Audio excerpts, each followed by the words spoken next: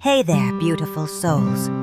Welcome back to Life Single Review, your home for real-life stories that touch the heart.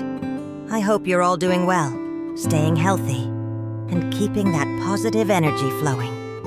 You know, today's story is going to hit differently. Before we dive in, let me ask you something. Have you ever lost something precious and thought you'd never see it again? What about forgiveness? Is it really that simple when someone who hurt you comes back asking for help? And here's the big one. When you have to choose between speaking the truth or showing compassion, which path would you take? Today we're following two incredible journeys. First, there's Dae, a man who lost his motorcycle 3 months ago and just got the call that changed everything. Then we have Huyen, a single mother living peacefully with her daughter Maya and her beloved monkey, Bibi. But when an unexpected visitor shows up at her door, old wounds are reopened. Before we jump in, do me a huge favor. Smash that like button, hit subscribe, and turn on the notification bell so you never miss our stories. And please, stick around till the end. Trust me, you won't want to miss what happens. Now, let's get into it. So let's start with Huyen's story. Picture this. It's early morning, and we see Huyen tending to her chickens and her adorable companion, Bibi the monkey. She's talking to them softly, making sure everyone's fed and happy. What's wrong, kids? Are you hungry already? Come on, eat up so your bellies are full. You can just feel the warmth in her voice, right? But there's something on her mind. She's planning to plant more vegetables, not just for herself and Maya, but enough to sell at the market too. Times are tough, and every bit of income matters. She looks at Bibi and says, "Today we have to plant some more vegetables. That way we'll have enough for us and for the chickens too." Now here's something interesting about Bibi. Lately, this little guy's been super lazy, just lying around all day. Huyen's concerned, you know? She tells him, "When the weather's dry, you have to practice walking your bike again, okay?" Because of the rainy weather, Bibi gets a pass today, but she wants him active and healthy. Before heading to the market, Huyen gives Bibi specific instructions. Stay home and watch the house for Mom, okay? She needs to buy vegetable seeds, chayote, and tomato plants. Why the urgency? Well, here's the heartbreaking part.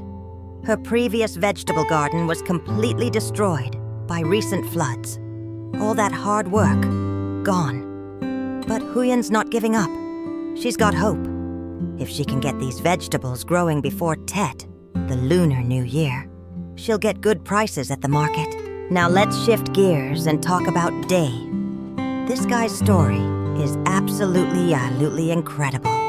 Imagine losing your motorcycle, your lifeline, your way to make a living, and thinking it's gone forever.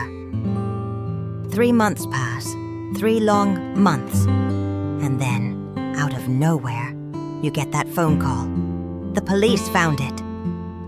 Dee can barely contain his excitement. He tells us, "Today is the working day of the police department." This is it, the day he's been waiting for. But here's the thing. The police station isn't exactly around the corner. It's way up in the mountains, a seriously long walk. But does Dee let that stop him? Absolutely not. He's determined and he starts walking. The journey's tough, guys. Mountain roads, rough terrain. But Dee's smart. He takes a shortcut along the river to save time. You can see it in his eyes, this mix of hope and anxiety. Dee hopes to get his motorbike back today. "Let's hope everything goes smoothly," he says, and he's already planning ahead. Once he gets that bike, he's heading straight back to his hometown in the north. Finally, after what feels like forever, he arrives. Ah, here's the police station already. And there it is, his blue Suzuki motorcycle just sitting there. The relief on his face. There it is, my motorbike. It's true, the police really did find my bike. Inside the station, Day meets with the officers. Professional, respectful, hopeful. He introduces himself. My name is Mai Din Day. I'm from the north. I received a call from the police notifying me that my bike, which was stolen 3 months ago, has been recovered. The officers ask for his documents, citizen ID, vehicle registration. He hands everything over, and the verification begins. You are Mr. Mai Din Day, correct? Yes. Is it true that the bike you lost was a blue Suzuki? Yes, that's right. My bike is a blue Suzuki with the license plate number 36K92100. Here's where it gets interesting. The police explain they arrested a professional bike theft ring in a neighboring district.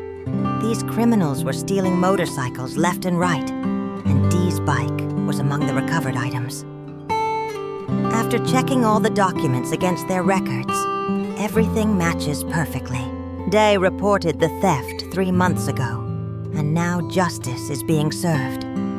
The officer tells him, after cross-checking your documents and the recovered vehicle, we confirmed that you are the legitimate owner.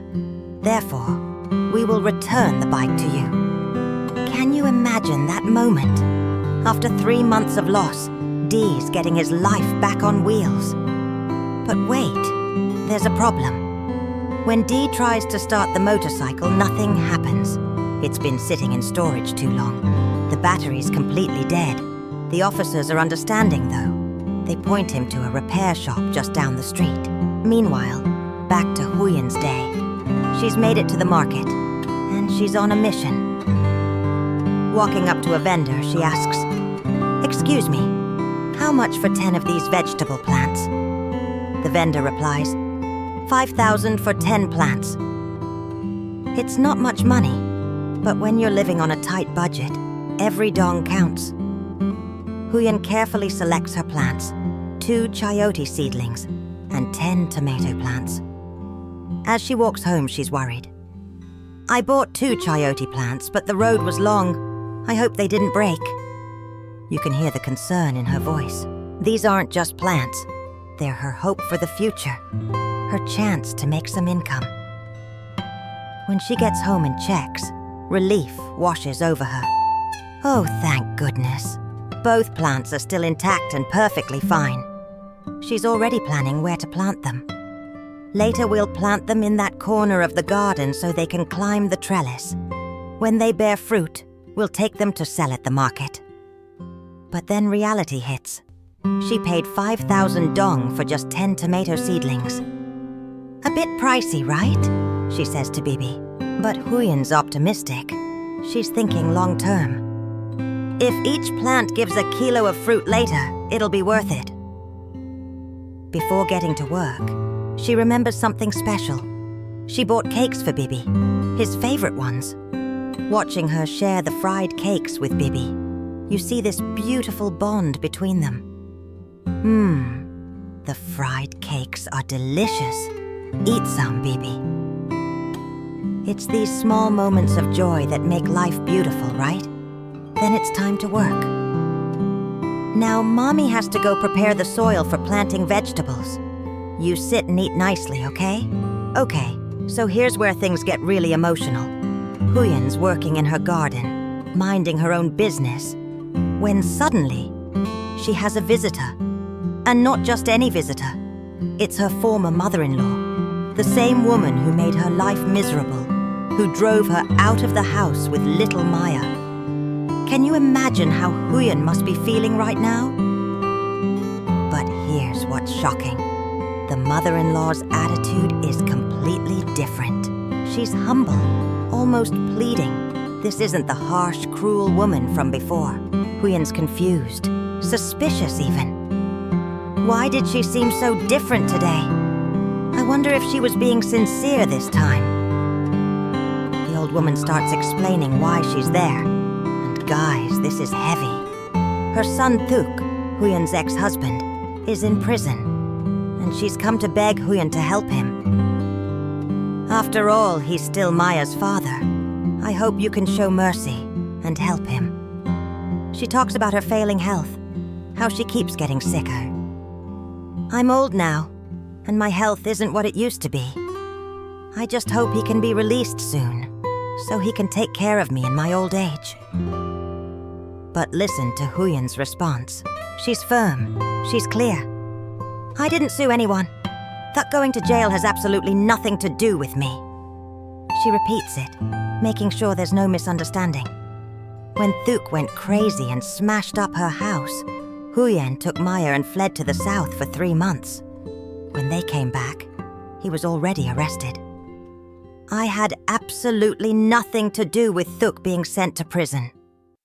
The mother-in-law keeps pushing. But I hope you can let go of your anger, have mercy, and help my family. Help Thuk just once, please. And Huyen explains again. Yes, Thuk is Maya's father. But he didn't just destroy her house. He committed multiple crimes, broke numerous laws. He didn't go to jail just for smashing up my house. He's committed countless crimes in society and broken the law. Then comes the real reason for the visit. And this one's a doozy. Remember Huyen's father-in-law? The one person who actually treated her well when she married into the family?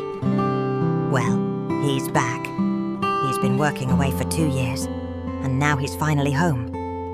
The mother-in-law's voice cracks with emotion. Back then, your father and I argued a lot and didn't get along, so he decided to work far from home. Part of it was my fault. I was too hot-tempered and didn't treat your father well. And another part, I was cruel and treated you unfairly.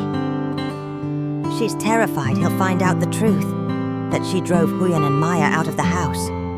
Now that he's back, I don't want him to know that. Because of my mistakes, you had to leave home with Maya. She's begging, literally begging. If he finds out that I once drove you out of the house, he'll be furious, and I'll be so ashamed. He'll be heartbroken. He might even leave again. And here's where Huyen shows her true character. Despite everything this woman put her through, despite the pain, the suffering, the nights of crying with little Maya, she agrees to keep the secret. Don't worry, he used to be my father-in-law, and he truly cared for me. I know how to behave. Why? Because Huyen remembers. When I first married into the family, he was the only one who truly cared for and protected me. I don't want to hurt him by revealing the truth. This isn't about the mother-in-law. This is about protecting a good man who doesn't deserve more pain. After the mother-in-law leaves, Huyen just stands there, processing everything that just happened. You can see the wheels turning in her mind. Why did she seem so different today? I wonder if she was being sincere this time. It's such a complex moment, right? Part of her wants to believe people can change, but she's been hurt before. She's cautious, and then it hits her. Wait, my father-in-law's back? How long has he been back? The memories start flooding in. When I first married into the family, he was the one who loved and defended me the most. This man was her protector, her ally in a hostile household. And now? And now that he's returned, I'm no longer there anymore. There's this beautiful sadness in her voice, this longing for what could have been. She thinks about Maya. He used to care deeply for little Maya too. Wondering if he'll come visit his granddaughter, hoping he will, but also feeling that bittersweet ache of separation. The mother-in-law's words echo in her mind. She asked me to keep everything secret, not to tell my father-in-law about what she'd done. And Huyen's made her choice. She'll honor that promise, not for the mother-in-law, but for him. But life doesn't stop for reflection. Huyen shakes off these thoughts. All right, there's still some vegetables left to plant. I'd better finish before picking up Maya. That's Huyen for you. Always moving forward, always taking care of business. All right, let's get back to Dee's situation. Remember, his motorcycle won't start, right? So he pushes it down to the repair shop. The mechanic takes a look, and the verdict isn't great. The bike's been sitting idle for months. It needs some serious work to get it running again. Dee steps outside. Man, the heat is brutal. It's really hot here. Such harsh weather. He's exhausted from the long walk, the emotional roller coaster of getting his bike back, and now this. He decides to rest for a bit and think about his options. I'll rest for a bit, then catch the bus home. That's when he remembers. There's a bus company that runs routes to the north. He pulls out his phone. I should call the bus company to check if there's a trip soon. Better ask them first about the ticket price. Someone had given him the number before he left, thank goodness. He dials the number. Ring, ring, ring. Huh? Why isn't anyone answering the phone? Come on, pick up! Finally, someone answers. Hello, is this Tien Tien bus service? Yes, it is. Do you need a ride? Dee gets straight to the point. Do you have any buses going north today? Yes, we do. How many passengers? Here's where it gets tricky. Just me. But I also want to send a motorbike along. Do you accept motorbike deliveries? How much for both the ticket and the shipping fee? The answer comes back, and guys, Dee's heart sinks. If you send a motorbike, the fee is equal to one passenger ticket. So the total for you and the bike is 1.6 million VND. 1.6 million. Dee wasn't expecting that. 1.6 million? All right, let me think about it. I'll call back later. He hangs up, and reality sets in. 1.6 million? Turns out sending a motorbike and ticket costs way more than I expected. Looks like I don't have enough money to go. You can see him doing the math in his head, checking his wallet. 1.6 million for both me and the bike. What should I do now? And then, a decision. A tough one, but a practical one. I'll just ride the motorbike home myself then. He starts calculating. It'll probably only cost a few $100,000 for gas. It'll be a bit tiring, but at least I'll save some money. Because honestly, with bus tickets that expensive, what choice does he have? I'll just take it slow, no rush. I'll rest wherever I get tired. Riding home on the bike will save me quite a bit of money. Decision made. Dee heads to the gas station. The gas tank's almost empty. I'd better fill it up. From here to home, it'll probably cost just a few $100,000 in gas. If it runs out, I'll just refill. I'll take it as it comes. And there he is, a man with his motorcycle, ready for a long journey home. Before hitting the road, he stops someone to ask, "Excuse me, sir, can I ask, is there a place around here that sells lunch?" He's preparing for the journey ahead. Fuel for the bike, fuel for himself. And there you have it, friends. 2 stories, 2 journeys, but one powerful message about resilience and the human spirit. Think about Dae. After 3 months of loss, he finally gets his motorcycle back.